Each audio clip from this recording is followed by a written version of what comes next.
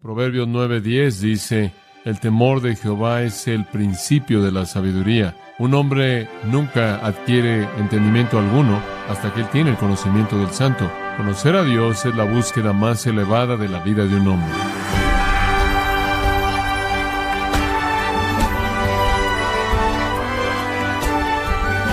Queremos darle la bienvenida a esta edición de Gracia a Vosotros con el pastor John MacArthur. No hay duda que a veces damos por sentado la asombrosa realidad de que Dios sabe todo lo que usted ha hecho hoy y todo lo que hará mañana. Él sabe también lo que dirá cuando ore. Él conoce los pensamientos pecaminosos con los que luchará y además, Él sabe cada decisión que tomará en el trabajo, en la casa, donde sea que usted vaya. ¿Esos pensamientos le dan paz? ¿O quizás un poco de temor? Le invito a acompañarnos cuando el pastor John MacArthur continúa ayudándonos a entender quién es Dios y cómo es Él, en la serie titulada Dios, Satanás y los ángeles, en gracia a vosotros. Conocer a Dios y todo lo que Dios ha revelado acerca de sí mismo es la búsqueda más elevada de la vida. Proverbios 9:10 dice, el temor de Jehová es el principio de la sabiduría, y el conocimiento del Santo es entendimiento. Un hombre nunca ni siquiera comienza a ser sabio hasta que él conoce a Dios, y un hombre nunca adquiere entendimiento alguno hasta que él tiene el conocimiento del Santo. Conocer a Dios es la búsqueda más elevada de la vida de un hombre. En Juan capítulo 17 y en el versículo 3, nuestro Señor en su oración sumo sacerdotal hizo la afirmación de que Él había venido a dar vida eterna, y que la vida eterna era conocerte a ti, el único Dios verdadero. Conocer a Dios es la meta más elevada de la vida de un hombre. Para eso Jesús vino al mundo, para que pudiéramos conocer a Dios. Ese es un sinónimo para vida eterna.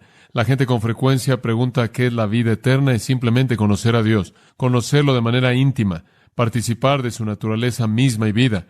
El hombre más sabio que jamás vivió recibió buenas instrucciones de un hombre que dio evidencia algunas veces de no ser muy sabio, y ese fue David dándole instrucción a Salomón. Algunas veces lo que David dijo fue muy sabio. En 1 de Crónicas, capítulo 28, versículo 9, David le dijo a su hijo, «Y tú, Salomón, hijo mío, conoce al Dios de tu padre, y sírvelo con un corazón perfecto y con una mente dispuesta». Buen consejo. Salomón, conoce a Dios. Y cuando tú lo conozcas, sírvelo con disposición, con un corazón perfecto, porque Jehová escudriña el corazón y entiende todos los pensamientos. Si lo buscas, Él será encontrado por ti, pero si lo dejas, Él te desechará para siempre. Pedro dijo, antes bien creced en la gracia y el conocimiento de nuestro Señor y Salvador Jesucristo. En 2 de Tesalonicenses 1:8 dice que el Señor vendrá en llama de fuego, tomando venganza en contra de aquellos que no conocen a Dios. Conocer a Dios, como puede ver, es la médula de la existencia. Conocer a Dios es la búsqueda más elevada de la vida. Conocer a Dios es todo, y después conocer todo lo que es revelado acerca de Él en las páginas de este libro. No solo conocer a Dios es la búsqueda más elevada del hombre, sino que conocer a Dios es el propósito más elevado de Dios. No solo Él quiere que lo conozcamos a Él, sino que Él coopera desde su lado. Dios desea que lo conozcamos. La Biblia es tan explícita acerca de esto. En Oseas capítulo 6, en otro contexto, en donde Dios mediante el profeta está reprendiendo a Israel por su hipocresía, siguieron con el sistema sacrificial con corazones que estaban totalmente alejados de Dios, y Él dice esto en Oseas 6:6, deseo misericordia y no sacrificio, y el conocimiento de Dios más que holocaustos. Más que cualquier otra cosa externa, Dios desea que lo conozcamos. Los hombres deben conocer a Dios y Dios desea que los hombres lo conozcan a Él. Esto es el significado de la vida. En esto consiste la vida. Esta es nuestra búsqueda más elevada y el propósito más elevado para nosotros. Estaba tratando de pensar en una manera de ilustrarle de manera vívida a usted cuán importante es para Dios que lo conozcamos. Y me vino a la mente que el profeta Ezequiel busca revelar la gloria de Dios. En el primer capítulo de Ezequiel encontramos la visión de Dios. y usted podría verlo por tan solo un minuto. Ezequiel capítulo 1 comienza con Dios. Dice: aconteció en el año 30, en el mes cuarto, a los 5 días del mes, que estando yo en medio de los cautivos junto al río Quebar, los cielos se abrieron y vi visiones de Dios. Ezequiel comienza su profecía al hablar de esta visión de Dios que él vio. Después, cuando usted va al final del libro de Ezequiel, usted no necesita pasar ahí. Simplemente dice en el 48:35, la última afirmación del libro: Jehová está ahí.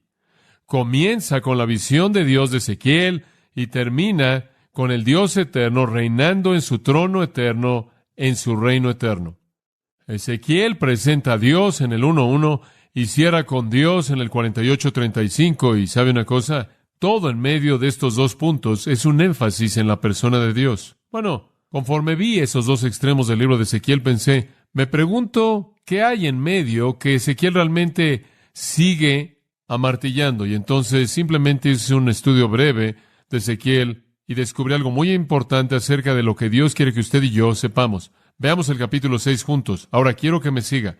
Ezequiel capítulo 6, versículo 7. Y voy a leer una afirmación de estos versículos, y usted lo hallará algunas veces al principio de un versículo, algunas veces a la mitad y algunas veces al final. Y simplemente lo voy a leer, versículo 7. Y sabréis que yo soy Jehová, versículo 10. Y sabrán que yo soy Jehová, versículo 13. Entonces sabrán que yo soy Jehová.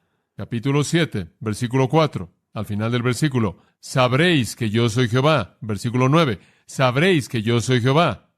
Además, y podemos estar saltándonos algunos en medio de estos puntos, vaya al capítulo 11, versículo 12. Sabréis que yo soy Jehová. Capítulo 12, versículo 16. Sabrán que yo soy Jehová. Versículo 20. Sabrán que yo soy Jehová. Capítulo 13, versículo 9. Sabréis que yo soy Jehová. 14. Sabréis que yo soy Jehová. 21. Sabréis que yo soy Jehová. 23. Sabréis que yo soy Jehová. 14:8. Sabréis que yo soy Jehová. Hay un mensaje aquí en algún punto. ¿Lo está entendiendo? Capítulo 15, versículo 7. Sabréis que yo soy Jehová. Avanzando al capítulo 20, versículo 12. Para que sepan que yo soy Jehová. Versículo 20. Para que sepan que yo soy Jehová vuestro Dios. 26. Para que sepan que yo soy Jehová. 38. Sabréis que yo soy Jehová. 42. Sabréis que yo soy Jehová. 44. Sabréis que yo soy Jehová. Ahora eso nos lleva a lo largo del 21 hasta el 22:16. Sabréis que yo soy Jehová. 24:24. Sabréis que yo soy Jehová Dios. 24:27. Sabrán que yo soy Jehová. Bueno, no voy a seguir, pero sigue y sigue y sigue y sigue hasta el fin del libro. Ni siquiera me molesté por contar cuántas veces, pero simplemente al ver el capítulo 39, lo veo dos veces, una vez en el capítulo 38, y simplemente sigue y sigue hasta que llega al capítulo 40, y después Dios aparece en su gran reino milenario glorioso. Simplemente es una profecía entera dirigida simplemente para que usted sepa que yo soy Jehová. Ahora, ¿qué es entonces lo que Dios está tratando de decirnos? Él quiere que lo conozcamos. Este es el deseo de Dios para el hombre. Dios nos está escondiendo. Dios no es una especie de conejo de Pascua cósmico que está ahí escondido en un arbusto y está corriendo y Él está diciendo, está más caliente, se están acercando. Dios no está tratando de cubrirse a sí mismo. Él se ha descubierto a sí mismo y Él quiere que lo conozcamos, y ese es el propósito más elevado de la vida de un hombre. ¿Cómo es que lo podemos conocer? ¿Cómo podemos conocer a Dios? Bueno, como usted sabe, el profeta dijo, si me buscáis con todo mi corazón, ciertamente me hallaréis. ¿No es cierto? Salomón dio alguna información sabia en Proverbios 2:3. Él dijo, si clamares tras la sabiduría o el conocimiento, y levantaras tu voz por el entendimiento, si como la plata la buscareis, y la escudriñareis como a tesoros, entonces entenderéis el temor de Jehová y hallaréis el conocimiento de Dios. Salomón dijo, realmente solo hay una manera de conocer a Dios y conocer todo lo que se ha revelado acerca de Dios, y eso consiste en hacer de eso la búsqueda de tu vida. Si usted está buscando dinero, si está buscando éxito, si está buscando algo más, usted realmente no va a descubrir todo lo que hay por conocer acerca de Dios. Pero, él dice, hijo mío, si buscas a Dios como la plata, y escudriñas y buscas a Dios como si buscaras un tesoro escondido, hallarás el conocimiento de Él. Dios quiere que lo conozcamos. Dios quiere que lo busquemos. Y esa es la razón por la que estamos haciendo este estudio pequeño, para que lo conozcamos mejor, para que yo le ayude a usted a conocerlo a Él mejor. Ahora entremos a nuestro bosquejo. Ya respondimos a las primeras dos preguntas. ¿Es Él y quién es? Y estamos trabajando en la pregunta número 3. ¿Cómo es Él? ¿Cómo es Dios? Ahora dijimos que Dios es definido para nosotros en la Biblia en términos de ciertos atributos o características. Y la definición de un atributo es esta. Un atributo es algo que es verdad de Dios. Cualquier cosa que es verdad de Dios. Los únicos que podemos explicar son los que son revelados en las Escrituras. ¿Cuántos atributos le dije yo a usted que Dios tiene? ¿Se acuerda? ¿Cuántos? Un número infinito. Usted no puede contarlos. Solo hay algunos que han sido revelados aquí. Y de todos los que han sido revelados aquí, únicamente estamos seleccionando unos cuantos para entender mejor a Dios. Ahora, ¿qué es lo que ya hemos estudiado? Número 1, estudiamos que Dios era inmutable. Esto significa que Él no cambia y Él no puede cambiar. Dios nunca cambia. El segundo que estudiamos, Dios es omnipresente. Eso significa que Él está en todo lugar al mismo tiempo con conciencia total. El tercero que estudiamos, el último día del Señor, Dios es omnipotente. Eso significa que Él es todopoderoso. Él puede hacer lo que quiera con la misma facilidad con la que puede hacer cualquier otra cosa, y Él puede hacer lo que Él quiere hacer. Dios es incambiable, está en todo lugar, en todo momento, y es todopoderoso. Ahora, hoy quiero compartir con usted otros dos atributos acerca de la persona de Dios. El cuarto, Él es omnisciente. Eso simplemente significa que Él conoce todo. Dios conoce todo. Todo. En el Salmo 147:5, la Biblia dice, su entendimiento es infinito. Eso significa sin límites. Su entendimiento es infinito. Él no solo conoce lo que se puede conocer, Él conoce lo que no se puede conocer. 1 Timoteo 1:17 lo llama el único y sabio Dios. Judas 25 lo llama el único y sabio Dios. Romanos 16:27, Pablo lo llamó Dios el único sabio. Él no solo es sabio, Él no solo conoce todo, sino que Él es el único que conoce todo lo que Él conoce.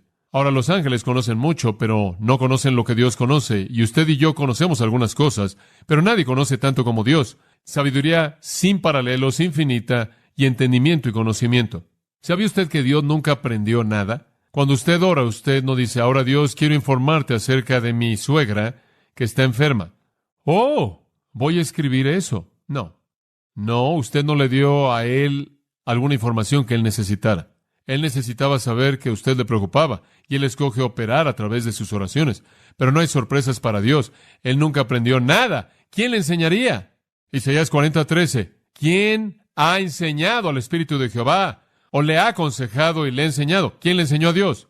Claro que nadie. Romanos 11:34, Pablo dice, porque ¿quién ha conocido la mente del Señor o quién ha sido su consejero? Nadie. ¿Quién le enseñó a Dios? Nadie. Dios conoce todo. Ahora, cuando usted se detiene a pensar en esto, aquí estamos sentados, y la mayoría de nosotros conocemos y amamos al Señor Jesucristo, la mayoría de nosotros conocemos a Dios. ¿Alguna vez se ha detenido a darse cuenta de que el hecho más sorprendente de la omnisciencia de Dios es que Él nos conoce y todavía estamos aquí? Sí, eso es sorprendente. Dios conoce todo y aún así nos ama. Increíble. Cuando usted considera el atributo que voy a mencionar en un minuto, su santidad, Dios desprecia el pecado. Dios conoce todo y después trata de entender cómo es que usted entró a su presencia. Después va a terminar con otro atributo, amor. Dios conoce todo y aún así nos redime. Dice usted, ¿por qué? Isaías 48 nos explica todo a nosotros. Isaías 48:8. Él dice, sí, no oísteis, no me escucharon, no supieron. Desde ese tiempo vuestro oído no fue abierto, nunca me escucharon. Desde el principio mismo, cuando yo hice al hombre, ellos nunca escucharon, porque yo sabía que tú te conducirías de manera muy impía y fuiste llamado un transgresor desde el vientre. Dios dice, yo supe que fuiste un pecador desde el vientre mismo. Usted habla de cuándo es que una persona se convierte en una persona a los ojos de Dios. Es bastante claro en la Biblia, ya en el vientre. Por causa de mi nombre, contendré mi enojo, y para mi alabanza me refrenaré por ti. No te cortaré aquí, te he refinado, pero no con plata. Te he escogido en el horno de la aflicción. Por mi causa, inclusive por mi causa lo haré. Dios ve hacia abajo y conoce todo. Sabía que estabas putrefacto, echado a perder desde el principio. Sabía que eres un transgresor desde el vientre y odio el pecado. pero te salvé de cualquier manera. ¿Por qué? No tanto por causa de ti, sino porque quise desplegarle al mundo otro de mis atributos. Y ese es el atributo del amor, y a los ángeles otro, el atributo de la sabiduría, por mi causa. La maravilla de maravillas para mí es que Dios conoce todo y aún así me ama. Nada está escondido de Dios. ¿Sabe usted que todo acerca de su cuerpo lo conoce Dios y los cabellos de su cabeza están contados? Para algunos de ustedes eso no es difícil. Todo acerca de usted Dios lo conoce. Dice usted, ¿por qué es que Dios se molestaría por contar su cabello?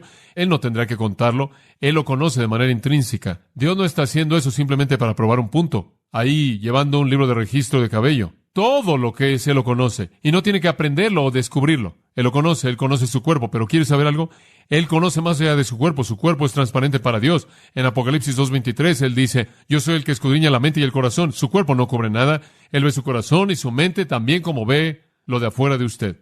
Las nubes, la oscuridad, la noche, no son diferentes para Él.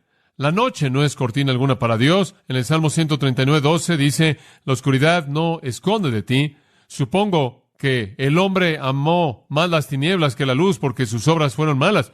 Tiene que ver algo con el hecho de que la mayor parte del pecado, la mayoría del pecado, se conduce en lugares que están apenas con luz, pero ciertamente eso está en la luz brillante de la omnisciencia de Dios. La noche no esconde nada de Dios. El hablar en voz baja no hace que Dios no oiga nada. Salmo 139:4 dice, porque no está aún la palabra en mi boca, y aquí, oh Jehová, tú la sabes toda. Dios oye sus murmullos como si estuvieran a todo volumen. Dice usted, ¿qué hay acerca de mis pensamientos? Escuche, su mente no podrá concebir el pensamiento más sutil afuera del conocimiento de Dios. Isaías 66:18, yo conozco sus pensamientos. Jesús en Juan capítulo 2 dio evidencia de que Él era Dios cuando Él dijo que nadie necesitaba decirle nada de lo que estaba en el corazón del hombre. Él sabía lo que estaba en el hombre. Cuando Jesús confrontó a Nicodemo, Nicodemo hizo una pregunta con su boca, otra en su mente, y Jesús respondió la que estaba en su mente, que él nunca preguntó con sus labios. No hay un lugar secreto en su casa, o un lugar secreto en el mundo al que usted puede acudir que lo esconda usted de Dios. Mismo capítulo, Isaías 66, mismo versículo, conozco sus obras. Él sabe. Y escúcheme, todo lo que Él conoce es correcto, porque según Deuteronomio 32:4, Él es llamado un Dios de verdad. Es imposible que Él mienta. Él nunca ha cometido un error. Él no puede errar. Él conoce todo. Y Él conoce todo de manera correcta y veraz. Todo. Dice usted, bueno, pero ¿qué tal si estoy dependiendo de Oseas 13:12? Hombre, he hecho este versículo mi vida. Dice, la iniquidad de Efraín está ligada. Su pecado está escondido. Estoy dependiendo de ese. Estoy esperando que haya unas cuantas cosas que Él no conoce.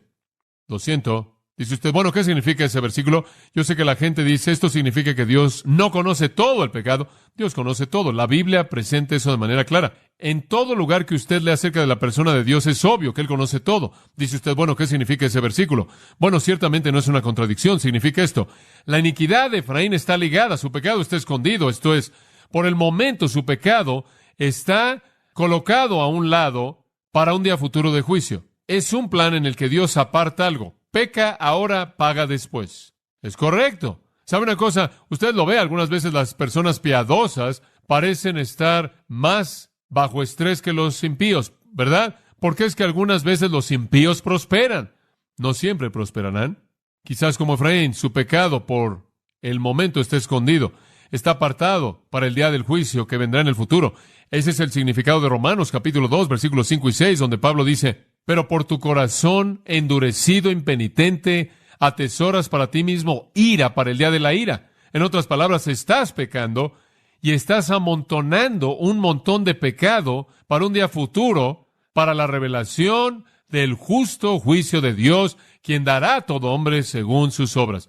Viene un día cuando ese juicio vendrá y ese pecado que ahora está siendo escondido o apartado para un día futuro será desenmascarado, castigado. Dios conoce todo, todo. Y eso nos lleva a un comentario al margen. Otro atributo de Dios que solo vamos a poder meter porque no tenemos tiempo para cubrirlos todos es el atributo de sabiduría. Ahora, escúchame. ¿Qué es sabiduría? Le voy a dar una definición simple. Sabiduría es omnisciencia actuando con una voluntad santa. Es omnisciencia actuando con una voluntad santa. Si Dios conoce todo, entonces todo lo que Él hace es absolutamente sabio. Si Él conoce el fin desde el principio, entonces Él conoce todo paso en medio de estos dos puntos. Si Dios sabe que esto es lo que usted es y esto es lo que usted será, usted quizás no entienda lo que está pasando en medio de estos dos puntos, pero Él sí, y todo es correcto. Si Él tiene conocimiento perfecto, Él tiene sabiduría perfecta. Omnisciencia práctica. Él conoce todo, todo. ¿Sabe una cosa? Usted puede conseguir muchas ilustraciones de la sabiduría de Dios. Usted puede ver la creación, todo desde el macrocosmos del universo hasta el microcosmos de los detalles de la vida, y usted puede ver sabiduría. Es absolutamente increíble cuán sabio Dios es. Sorprendente su sabiduría. ¿Puede usted imaginar cómo Dios coloca y constituye un universo entero, las partes componentes del cual van más allá de la capacidad de los números, y que todo opera en armonía con lo demás para producir exactamente lo que Dios quiere? Increíble. Y todo resultado a lo largo del proceso está cumpliendo perfectamente su sabiduría. La creación de Dios es un monumento a su sabiduría. Salmo 104:24 dice: Oh Jehová, cuán innumerables son tus obras, en sabiduría las has hecho todas. La sabiduría de Dios, vemos cómo todo opera junto, según Efesios 1:11, según el consejo de su voluntad. Y después usted tiene que estar de acuerdo con que la redención es un acto de sabiduría. Dios tomó a los que no eran poderosos y no eran nobles y no eran inteligentes y los hizo su pueblo, y confundió a los poderosos y confundió a los sabios y confundió a los nobles del mundo. Estudiamos eso en 1 Corintios 1. Y después Dios toma a la iglesia, según Efesios 3:10, la despliega delante de los ángeles para que los ángeles puedan ver cuán sabio es Él. La sabiduría de Dios, amigos míos, es vista en la redención de aquellos de nosotros que somos su iglesia. Dios es sabio, Dios conoce todo. ¿Cuáles son las lecciones prácticas de esto? Permítame dárselas. ¿Qué es lo práctico para un cristiano en primer lugar? ¿Qué hace esto para mí, saber que Dios es sabio y conoce todo? Número 1, es un gran consuelo para mí saber que Él conoce todo. Dice usted, ¿por qué? Bueno, en primer lugar, es bueno saber que Él me conoce. Él tendría que conocer todo para conocerme a mí. No soy tan importante en el universo. ¿Alguna vez se ha preguntado, me pregunto si Él sabe que estoy aquí? Me imagino que hay algunas personas que simplemente están ahí en el mundo y no son muy famosos ni nada, y de vez en cuando dicen, me pregunto si realmente sabe que existo. No hago mucho ruido ni nada. ¿Sabe una cosa? Hubieron algunas personas así en el tiempo de Malaquías. Dios realmente estaba exhalando juicio en contra del pueblo, y Malaquías era el profeta que estaba predicando contra ellos, y hubo un grupo de personas insignificantes que se reunieron, y estaban tambaleando, y estaban diciendo, ¿sabes una cosa? Podríamos terminar ahogados en este juicio. Dios podría olvidarse y podría comenzar a destrozar a todo el mundo. Me pregunto si nos recuerda. Y en Malaquías 3:16 dice, entonces los que temieron a Jehová hablaron con frecuencia uno a otro. Estaban hablando mucho. Hombre, ¿sabes una cosa? Esto está empeorando. Me pregunto si Dios sabe que estamos aquí. Y Jehová oyó, y el libro de la memoria fue escrito delante de él para aquellos que temieron a Jehová y pensaron en su nombre. Y serán míos, dijo Jehová, en el día cuando yo haga mis joyas, y los libraré como un hombre libra a su propio hijo que lo sirve. Dios tiene un libro, amigos míos, y a Él no se le olvida quién pertenece a ese libro. ¿No es bueno saber eso? Me da gusto que Él conoce todo. Él conoce a John MacArthur y Él sabe que yo conozco a Jesucristo, y entonces Él sabe que yo pertenezco al libro. De hecho, Él lo supo hace tanto tiempo atrás que me escribió antes de que el mundo comenzara. Es un consuelo para mí saber que Dios conoce todo. Saber que no hay nada absolutamente fuera del conocimiento de Dios. Él me conoce a mí y Él sabe que yo le pertenezco a Él. Eso es un consuelo. En el Salmo 56, versículo 8, me encanta esto. Tú contaste mis salidas. Tú colocaste mis lágrimas en tu botella o en tu redoma. Podrá ser una afirmación en lugar de una pregunta. Tú colocas mis lágrimas en tu botella. ¿Sabe una cosa? En el Oriente, cuando los que lloraban venían, eso era algo que se hacía por costumbre. Todo el mundo llora. Algunos de los que lloraban metían sus lágrimas en una botella. Usted le pagaba a los que lloraban. Supongo que era una manera en la que usted probaba que había cumplido con su trabajo. Y entregaba una botella de lágrimas y recibía su dinero. Pero tenían gente que venía y lloraba. Y se aseguraban de que sus lágrimas cayeran en una botella y las dejaban ahí como una pequeña muestra. David dice que Dios hace que las lágrimas de David caigan en la botella de Dios. Dios se acuerda de mis lágrimas. Dios no solo me conoce a mí, sino que Él conoce mis lágrimas. ¿Es bueno saber eso? ¿Es algo confortante para usted que Dios conoce toda prueba que usted jamás enfrenta?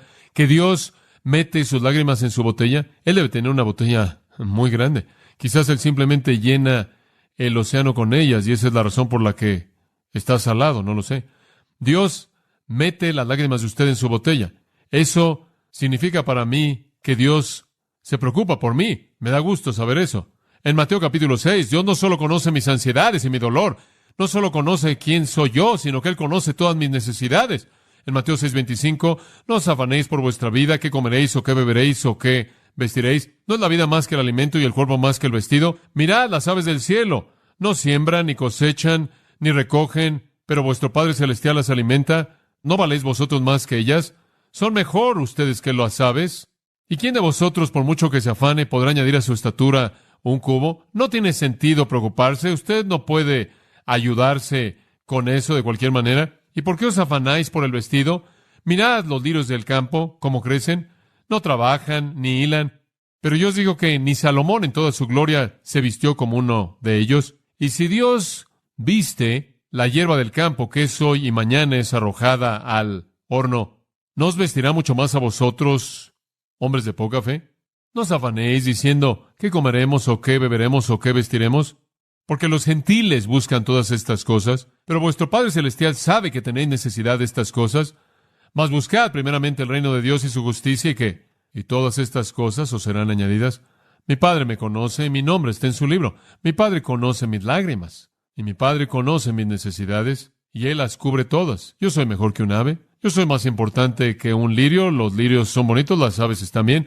Y yo soy mejor que la hierba que está aquí hoy y ya no está mañana, porque Dios cuida de mí. Es un consuelo saber que Dios conoce todo. Él me conoce mis ansiedades, mis pruebas, mis lágrimas, mis necesidades. Y escuche, en medio de todo eso, Él nunca, jamás comete un error, jamás. Escúcheme, si Dios tiene una cantidad infinita de atributos y un conocimiento infinito, y usted no entiende algo, no diga que Dios cometió un error, simplemente reconozca que usted no conoce mucho. No lo atribuya a la torpeza de Dios, atribúyala a la suya.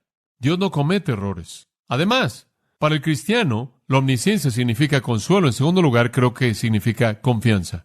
Hombre, solía pensar en la doctrina de la omnisciencia como todo menos confianza. Cuando yo era un niño pequeño, mis padres solían decir, quizás no sepamos lo que haces, pero Dios sí. Él ve todo. ¿Se acuerda de esa belleza? Solía escuchar eso. Él sabe. Y sabe una cosa, yo solía pensar que la doctrina de la omnisciencia realmente era un problema. Hombre, ¿qué problema? Después estudié Juan 21 y crecí un poco y me acordé de Pedro ahí. Y Pedro estuvo tratando de convencer al Señor de que lo amaba. ¿Se acuerda de eso? Señor, te digo, te amo. Y el Señor le siguió preguntando y preguntando. Finalmente él dice, Señor, mira, tú todo lo sabes, tú sabes que te amo. ¿A qué apeló? ¿A qué doctrina de Dios? ¿A qué atributo? Omnisciencia. La omnisciencia es algo maravilloso. No es tanto que Dios lo ve a usted y lo espía. Eso es solo la mitad. ¿Sabe usted que si no fuera por la omnisciencia hay algunos días en las que Dios ni siquiera sabría que usted lo ama porque no es tan obvio? Y si Él no conociera todo, Él ni siquiera sabría que usted se preocupa por Él. Supongo que en mi vida hay muchos días cuando yo no me distingo de alguien del mundo. ¿Estaría usted de acuerdo con eso para su vida? ¿Cómo es que Él sabe que yo me preocupo? Él tiene que conocer mucho. Él tiene que conocerlo todo. Él tiene que conocer mi corazón. Oh, eso me da confianza de que aun cuando fallo, mi amor todavía está seguro porque Él conoce mi corazón. Un tercer pensamiento, y ya hice referencia a es corrección. Escuche esto. Si usted supiera que Dios no conociera todo, ¿qué haría usted que no hace ahora? Piensa en esa. Ese es un verdadero ganador. Si usted supiera que Dios no conoce todo y que Él nunca se enteraría, ¿qué haría usted? Oh, mi papel no es lo suficientemente largo para escribirlo todo. Y entonces digo que el tercer resultado bueno, práctico de la doctrina de la omnisciencia es corrección. Dios es un maestro quien nunca deja el salón. Sin embargo, siempre es con amor, ¿no es cierto? Él conoce todo. Si usted supiera, y piensa en esto, si usted quiere saber realmente en dónde tiene dolor, si usted quiere conocer sus pecados, si usted quiere saber en dónde está el nivel más bajo, más putrefacto, simplemente imagínese, ¿qué haría usted si usted supiera que Él nunca sabría? Y usted se va a encontrar ahí, pero Él sabe. Y como le dije la última vez, debido a que Él está en todo lugar, todo pecado que usted comete es como si usted entrara a gatas a la sala del trono de Dios, se acercara hasta los pies del trono y luciera ahí en su cara, en la cara de Dios. Pero el Nuevo Testamento nos dice que en algún punto Vamos a dar cuentas por todas las cosas que hemos hecho en el cuerpo. 2 Corintios 5. Y también nos dice en 1 Corintios 4, 5, que ese día va a traer a la luz las cosas escondidas de la oscuridad. Dios conoce todo. Todos nuestros caminos, pensamientos, actitudes. Todo. Para el cristiano, eso es corrección, hombre. Si él lo sabe, no lo quiero hacer. No quiero afrentarlo. No quiero deshonrarlo. Eso es corrección. Y después la confianza que tengo en saber que Él conoce mi corazón y el consuelo que tengo en saber que Él sabe que soy de Él. Él conoce mis lágrimas, Él conoce mis necesidades. Él nunca comete un error. ¿Qué hay acerca del no cristiano? ¿Qué significa la doctrina de la omnisciencia para usted? Usted está aquí, usted no conoce a Dios, usted no conoce a Cristo, usted en cierta manera está viendo desde afuera, usted en cierta manera nos está evaluando. ¿Qué significa esto para usted? Número 1, permítame decir esto. Debería revelarle a usted la torpeza de la hipocresía. Si usted piensa que usted puede jugar un juego y salirse con la suya, usted está equivocado. Dios conoce todo. No piense ni por un minuto que Dios es engañado por usted. No es así. Él no es engañado. Su hipocresía es desenmascarada de manera total cuando Jesús en el Sermón del Monte confrontó a Israel. Él simplemente los desnudó, ¿no es cierto? Él simplemente les arrancó las marcas. Hipócritas. Y estaban buscando un lugar en donde esconderse, créame, para cuando terminó con ellos. Escuche Eclesiastés, una palabra de sabiduría, de Eclesiastés 12:14. Dice esto: porque Dios traerá toda obra a juicio, con toda cosa secreta, sea buena o mala. Escuche, Dios no es engañado por la rutina de usted. Dios no ve su máscara y dice, oh, Dios no es como el hombre. El hombre mira lo que está delante de sus ojos, pero Dios ve ¿qué? El corazón. Él lo ve usted de manera clara. Escuche, amigo mío, si usted no conoce a Cristo, más vale que usted reconozca desde el principio que usted no conoce a Dios, y sea cual sea el juego que esté jugando para tratar de aparecer como alguien bueno delante de Dios, no sirve. La torpeza de la hipocresía. Si Dios conoce todo, Él conoce mucho más de lo que usted cree que Él conoce. Lo segundo que yo le diré a un incrédulo o a alguien que no conoce a Dios es que hay una promesa de juicio preciso. En Romanos 2:2, Pablo dice, Dios juzgará según la verdad. Cuando hablamos del juicio final y el lago de fuego y quién es enviado al infierno, créame, ese juicio será un juicio justo. Dios juzgará en base a la verdad, porque Él tiene conocimiento absoluto de la verdad. Y nadie engaña a Dios. En Jeremías 16:17, el profeta dijo, sus iniquidades no están escondidas de mis ojos. No se esconden. En 1 Samuel 16:7, el hombre mira lo que está delante de sus ojos, pero Dios ve el corazón. El juicio será conforme a la verdad. Y no hay manera de esconderlo de Dios. Él sabe si usted es un pecador. Él sabe si usted no es perdonado. Él sabe si su iglesianismo fue el único que tuvo. Él sabe si sus buenas obras fueron lo único en lo que usted dependió.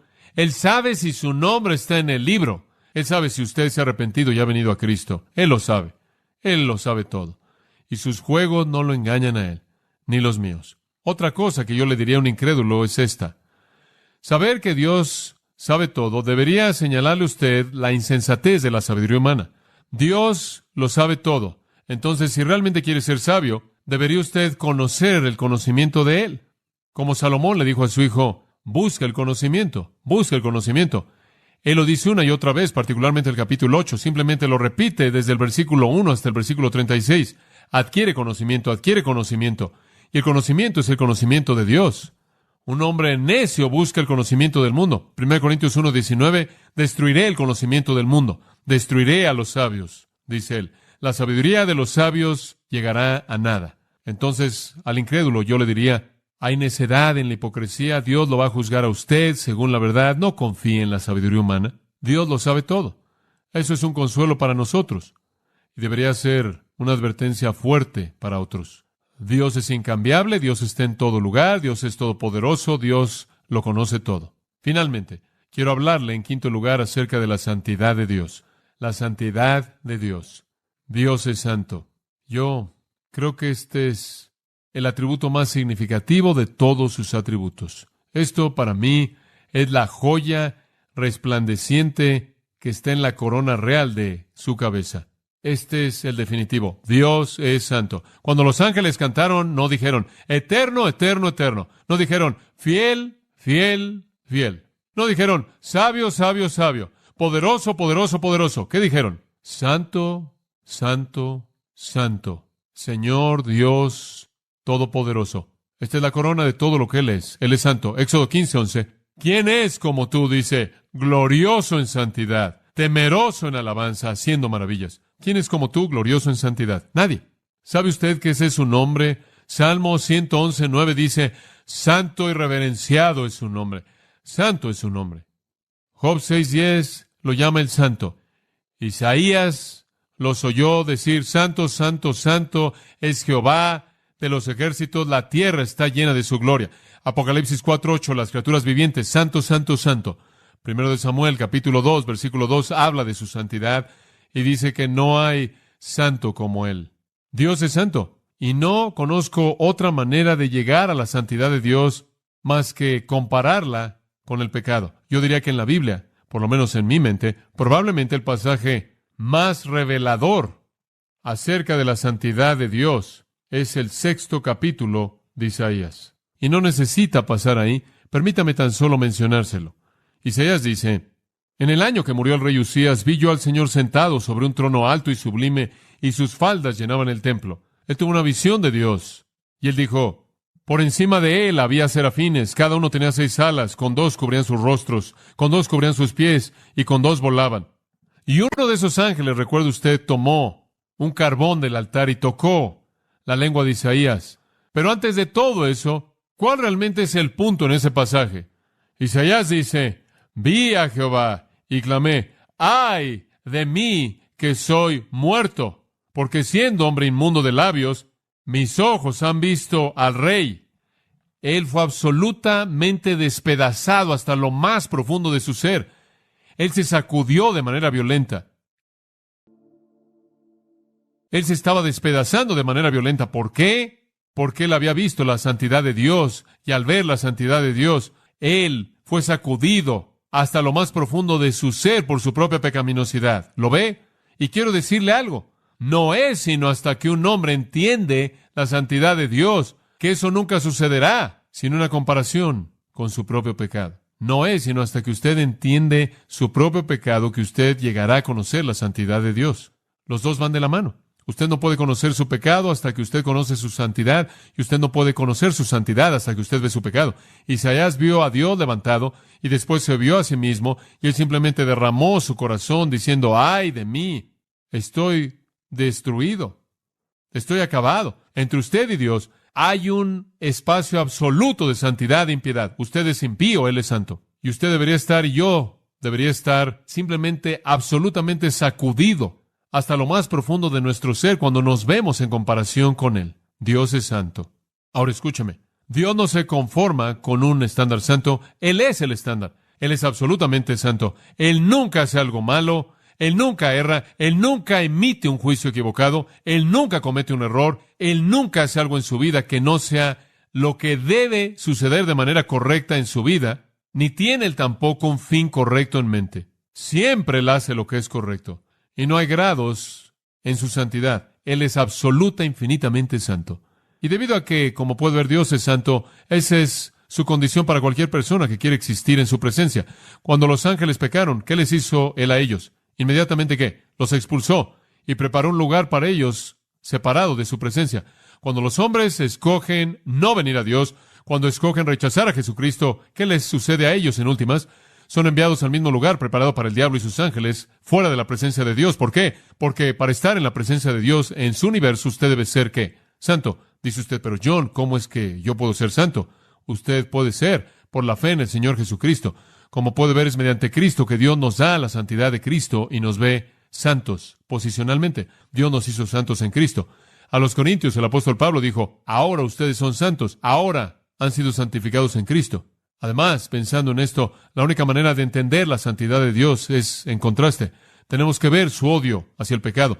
No nada más podemos entender su santidad independientemente de su odio hacia el pecado, porque tenemos que tomarlo del lado del pecado, porque eso es lo que entendemos también. Dios desprecia el pecado, simplemente lo odia. En Habacuc 1:13 dice, tú eres muy limpio de ojos para ver la iniquidad y no puedes ver la maldad. Dios no puede tolerar el pecado, no puede tolerar la maldad. Él está totalmente distante de Él. No puede entrar a su presencia, no puede morar con Él. Cuando la pecaminosidad de Sennacherib fue exagerada, usted se acuerda, dijo el Espíritu Santo, has levantado tus ojos a lo alto, inclusive contra el Señor, el Santo de Israel. Como puede ver, el pecado de Sennacherib fue evidente debido a la santidad de Dios. Cuando los egipcios malos fueron ahogados, en Éxodo 15, ¿sabe usted lo que los ahogó? Algunos dicen el poder de Dios. No, realmente no. Escuche Éxodo 15. El mar los cubrió, se hundieron como plomo en las aguas. Después esto. ¿Quién es como tú, oh Señor glorioso en santidad? ¿Sabe usted por qué se ahogaron? No por el poder de Dios, sino por la santidad de Dios. Él no podía tolerar su maldad. La santidad de Dios es mejor vista en su odio hacia el pecado. En Amós capítulo 5, algunas palabras fuertes. Odio, desprecio tus días festivos. No me deleitaré en tus asambleas solemnes. Aunque me ofrezcas holocaustos y ofrendas de alimento, no las aceptaré, ni consideraré las ofrendas de paz de tus animales engordados. Quita de mí el ruido de tus canciones. No oiré la melodía de tus arpas. Dios ama todas esas cosas porque Él instituyó todas ellas. Pero cuando ese tipo de obras, aunque esas obras estuvieron bien, salen de corazones impuros, Dios las odia. Dios no quiere que la gente haga cosas correctas con actitudes incorrectas. Dios dice, lo odio, deténganse. El pecado es el objeto de su desagrado. Dios ama la santidad. En el Salmo 11, versículo 7, dice esto, porque el Señor justo amó la justicia. ¡Qué hermosa afirmación! Dios ama la santidad. Ahora, la santidad de Dios la hemos visto desde un punto de vista negativo, su odio hacia el pecado. Lo que es sorprendente aquí, no obstante, y usted tiene que meterlo aquí, es el amor de Dios. Aunque Él es santo y odia el pecado de manera absoluta, y aunque, como le acabo de mencionar hace un momento, Él es omnisciente y conoce todo, ¿no es sorprendente que Él lo redimió a usted? Es sorprendente que Él me conoce y Él desprecia mi pecado, sin embargo me amó. Ahí es en donde el amor entra, como puede ver. La santidad de Dios, la omnisciencia de Dios y el amor de Dios, todos actúan por igual. ¡Qué reconocimiento tan fantástico! Dios supo todo de mí y Dios odió todo pecado en mí y aún así me amó. Traté de pensar en una ilustración para eso y supongo que será como el cáncer. Como usted sabe, usted amaría a su cuerpo, pero odiaría el cáncer. Y usted haría todo lo que pudiera por preservar su cuerpo y mantenerlo saludable, fuerte, y ministrar a sus necesidades y todo lo que pudiera hacer al mismo tiempo para destruir el cáncer. Usted odiaría lo que está ahí, pero no todo de manera total, y de alguna manera Dios ve al hombre y Él ama al cuerpo y desprecia el pecado. ¿En dónde ve usted la santidad de Dios revelada? Bueno, usted la ve en muchas maneras. Dios nunca quiere el pecado. No, nunca. Él decide permitirle a usted pecar si usted escoge hacerlo, pero Él nunca quiere el pecado. Dios nunca tienta a alguien a pecar. Dios no quiere que usted peque. Algunas personas deben pensar que Dios quiere que ellos pequen. Algunas personas me han dicho, ¿sabes una cosa? Lo que realmente debes hacer es tener una vida realmente pecaminosa y decirle a todo mundo cómo vives, y después cuando cuentas tu conversión a muchas personas la van a creer y van a decir, ¿qué transformación? ¿No es eso maravilloso? Entonces Dios realmente debe querer que estés en el lodo para que tengas algo que decir, muy convincente. ¿O no? Dios no celebra el pecado de nadie. Nunca. Y Dios nunca tienta a un hombre a pecar. Santiago 1, 13 y 14. Dios no tienta a nadie. Pero la santidad de Dios es vista en cosas muy positivas. Por ejemplo, su santidad es vista en la creación, para comenzar. En Eclesiastés 7:29, y vamos a cerrar con estos pensamientos. En Eclesiastés 7:29, él dijo, Dios hizo al hombre recto, pero han buscado muchas cosas. Dios hizo al hombre recto. Cuando Dios hizo al hombre, Él era santo. La santidad de Dios es vista en la creación. En segundo lugar, la santidad de Dios es vista en la ley moral. La ley moral todavía permanece, aunque el hombre ha tratado de destruirla y hacerla a un lado. La ley moral todavía permanece en el mundo y esto muestra que Dios es santo. Romanos 7:12, Pablo dijo, la ley es santa, el mandamiento es santo, justo y bueno. La ley moral de Dios muestra que Dios es un Dios santo. Cuando Dios estableció una ley moral justa, Él mostró que Él es un ser moral, santo y justo. Y creo que también la santidad de Dios no solo es vista en su creación, y no solo en su ley moral, sino veo la santidad de Dios en su ley sacrificial. Cuando veo a Dios estableciendo a todos esos animales como un sacrificio, veo a Dios diciendo que la muerte es el resultado del pecado. Y quiero que vean eso, y quiero que lo vean bien. Y cada vez que esas personas hacían un sacrificio, veían la mortandad del pecado, y eso probaba la santidad y la moralidad de Dios. La santidad de Dios es vista en la creación, en la ley moral, la ley sacrificial. La santidad de Dios también es vista en el juicio contra el pecado. En el juicio contra el pecado. Cuando usted estudia la Biblia y usted ve, por ejemplo, en 2 de Tesalonicenses, capítulo 1, a Jesús viniendo en llama de fuego y vengándose de aquellos que no conocen a Dios ni obedecen el Evangelio. Cuando usted ve en Judas 4 esos impíos que están condenados por sus obras impías, que han hecho de manera impía en contra de Dios, usted ve cómo Dios odia el pecado y su juicio contra el pecado es un reflejo de su santidad. Él debe castigarlo.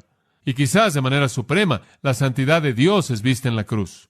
Sí, la santidad de Dios es vista en la cruz. Usted dice, pero ahí es donde todo el pecado estuvo sobre él. Sí, y esa es la ilustración más grande de su santidad. Escúcheme, Dios fue tan santo que Él pagó el precio absolutamente supremo que era necesario para satisfacer su santidad. En Hebreos, capítulo 9 y versículo 26, lo pasamos por alto, pero es una afirmación sorprendente. Escuche lo que dice. Porque Él entonces, de otra manera, le hubiera sido necesario padecer muchas veces desde el principio del mundo. En otras palabras, si fue un sistema sacrificial, Cristo tendría que haber muerto una y otra vez. Pero escuche, pero ahora, en la consumación de los siglos, se presentó una vez para siempre por el sacrificio, ¿de quién? De sí mismo. La santidad de Dios fue tan infinita que Él tuvo que pagar el precio supremo de que Él mismo muriera, llevando el pecado, porque el precio tenía que ser pagado aun si le costaba su propia vida. Eso es santidad. Su santidad es vista en la muerte de Cristo. La santidad de Dios demandó pago, aun si Él mismo tenía que pagarla. Aun si Él mismo tenía que pagarlo. Él es santo. Santo. ¿Cuáles son las lecciones prácticas de la santidad? Para el no cristiano, simplemente esto. La santidad de Dios demanda santidad en tu vida. Y es solo mediante Jesucristo. En Efesios 4 habla de vestirse del nuevo hombre, renovado en santidad. Dios quiere que usted sea santo y la única manera en la que usted jamás llegará a ser santo es estar en Cristo y tener su justicia dada a usted. Por otro lado, si usted no es cristiano y usted rechaza la santidad de Dios ofrecida a usted en Jesucristo, entonces otro atributo de Dios entra en operación. Y ese atributo es llamado justicia. Si usted rechaza a Dios, entonces recibirá lo que usted merece. Eso es justicia. Y Dios es justo. Y para el impenitente, su santidad demanda justicia. ¿Qué hay acerca del cristiano? ¿Qué significa la santidad para un cristiano? ¿Cuál es la idea práctica de la santidad de Dios en mi vida? Simplemente es afirmada en 1 de Pedro. Y quiero que escuche. Como aquel que os llamó es santo, sed también vosotros santos en toda vuestra manera de vivir. Porque escrito está, sed santos porque yo soy santo. Si Dios es santo, ¿qué quiere de nosotros? Santidad. Ahora escúchame. Él nos hizo santos posicionalmente. Posicionalmente en Cristo somos santos. Pero Él quiere que nuestras vidas prácticas encajen con nuestra posición. Él quiere que vivamos de manera santa. No solo que seamos santos posicionalmente, sino que vivamos vidas santas, porque cuando somos santos, eso nos distingue del mundo. Eso le hace saber al mundo que hay una diferencia. Esa es la razón por la que en 2 de Timoteo 2:19 Él dice, apártese de iniquidad todo aquel que invoque el nombre del Señor.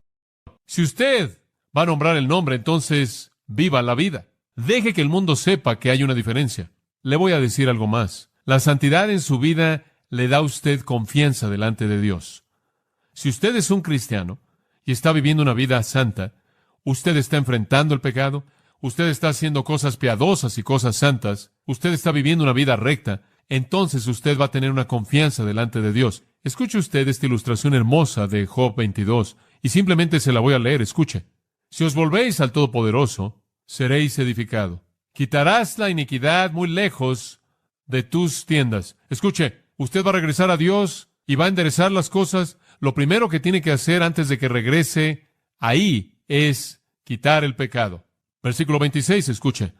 Entonces te deleitarás en el Todopoderoso y levantarás tu rostro a Dios. Usted no puede ir a Dios y levantar su rostro y deleitarse en Él cuando hay pecado en su vida. ¿Alguna vez ha experimentado eso?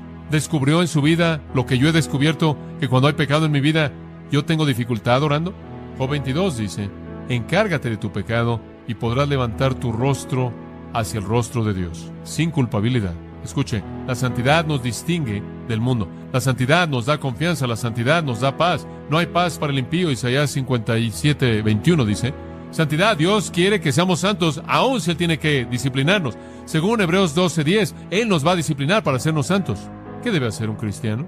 Bueno, quizás lo que David hizo en el Salmo 51, asegúrese de orar por un corazón limpio y después, según Proverbios 13:20, camine con gente limpia. Sed santos como yo soy santo.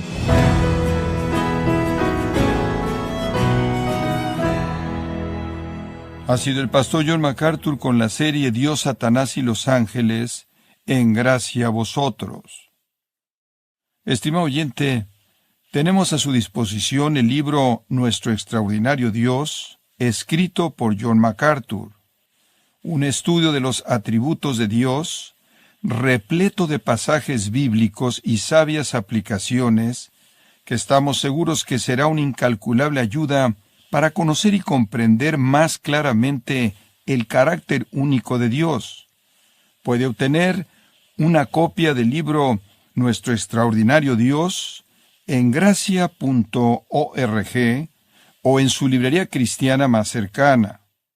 Y recuerde, puede descargar en audio transcripción gratuitamente los sermones de esta serie Dios, Satanás y los ángeles, así como todos aquellos que he escuchado en días, semanas o meses anteriores, en gracia.org. Si tiene alguna pregunta o desea conocer más de nuestro ministerio, como son todos los libros del pastor John MacArthur en español, o los sermones en CD, que también usted puede adquirir, escríbanos y por favor, mencione la estación de radio por medio de la cual usted escucha Gracia a Vosotros. Es importante conocer no solo el país y ciudad de donde usted nos escucha, sino también la radio. Para quienes contactan nuestro ministerio por primera vez, pueden solicitar una copia del mensaje de promoción sin costo alguno, un mensaje por oyente únicamente. Si usted vive en los Estados Unidos o Puerto Rico, escríbanos a Gracia a Vosotros, P.O. Box 4000, Panorama City, California, 91412. O puede escribirnos a través del siguiente correo electrónico: radio@gracia.org. Y en nuestra oración que Dios haya obrado en su vida y hablado a su corazón, desafiándole y ministrándole por medio de la enseñanza de su palabra. Y tenga presente que sus oraciones son vitales y que puede ofrendar a Gracia a Vosotros yendo a nuestra página en gracia.org.